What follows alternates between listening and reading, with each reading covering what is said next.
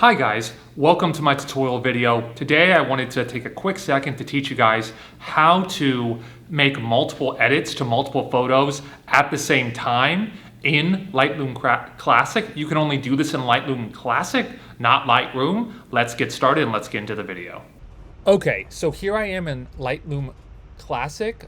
I like to go over to the development tab where you see your film strip of selected photos and select the photos you want to simultaneously change. You can press Command or Control A to select all of them, or you can shift click to select multiple photos, and then towards the bottom right of your screen you should see a sync or auto sync function. Make sure it's turned on, and then you want to simply make your adjustments to the pictures. So as you can see, if I turn the exposure all the way on, it will start to change all these pictures one by one. It can take some time sometimes to apply the operation to all of them, but usually you don't want to do that. But you just again want to make some gradual changes that you may pursue in all of them, and this allows you to again to not waste all your time making all the same changes over and over again. Hope you liked the video. Give a like and comment.